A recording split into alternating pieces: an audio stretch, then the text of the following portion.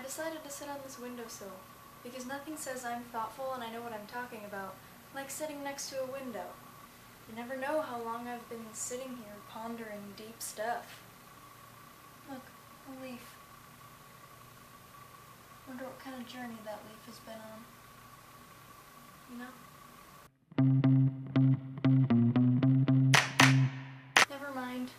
I'm not deep enough to sit next to a window. Also, the lighting was weird. Mostly that. Welcome to Bedoctrine. Stupid little bits of advice from the vast experience of an 18-year-old. Episode 2. First thing, outsmart traffic lights. Have you ever noticed that when you're in a rush and you're driving, the green lights turn red? Have you also noticed that they always seem to turn green when you kind of want them to stay red because you have a small task you want to do? It's like they can sense you're pumping adrenaline when you're hurrying and your relief when you want to take advantage of the pause. Bummer, right? Well, no longer must you suffer under the tyranny? How do you say that? I'm gonna look it up. Well, no longer must you suffer under the tyranny of these day-ruining lights. So just play reverse psychology with the light. You will be the master of traffic. When in a hurry and the light is red, just start doing an activity and it will turn green. Perfect time to write that novel you've always wanted to. Study the stocks and make investments. Learn an instrument. Finally sew that button back on your shirt. Start lifting. Do some yoga. Become a chemist. Or just plan to leave the house 15 minutes earlier than you actually need to so you will never be in a rush. Nah, just out with the light. Number 2, be your own alarm clock. Waking up on time is difficult, to say the least, sometimes. My solution? Use the limited size of your bladder to your advantage. Drink a bunch of water right before you go to bed, so by the time your alarm goes off, you will have to get up in order to not pee yourself. Not the most graceful way of doing it, but darn effective. You have to get the pre-bedtime chug to bladder size ratio just right. If you drink too little, I can hold it. Plus, peeing the bed isn't like the worst thing ever. If you drink too much, you just wake up at like 2 a.m. and have to pee. You and your bladder are in this together, in a 3-legged race, bound for the finish line of early rising. Number 3, blame things on your parents for as long as you can. Now this is for the younger-ish people who haven't crossed the threshold of no longer being able to blame your parents for things. Which is why I'm telling you now. Don't want to hang out with somebody? Hey, Holmes, we haven't talked in like 3 years. How you doing? Want to hang out? We can go to Starbs and catch up.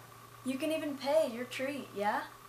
Oh, and can you help me move afterwards? Hey man, so I wish I could, but such a bummer my parents said no.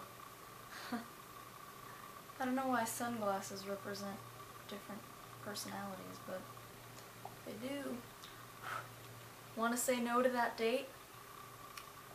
Hey, so I wanted you to know that I'm available this afternoon to grace you with my presence, to go on a date to the movies.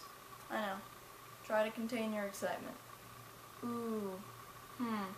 Well, my parents said that we have plans tonight, and every other time you plan to ask me out.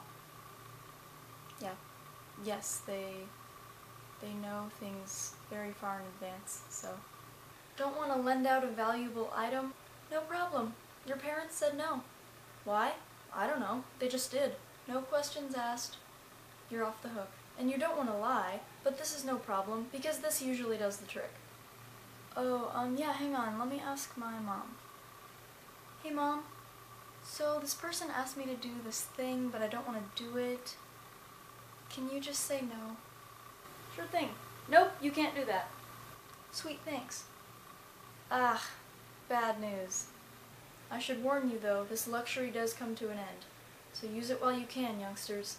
Lastly, the 4th tip. Whenever you're in a tense situation, never under any circumstances tell the tense person to calm down. Doing this is essentially dousing yourself in lighter fluid and handing them a blowtorch. Calm down never makes anyone calm down.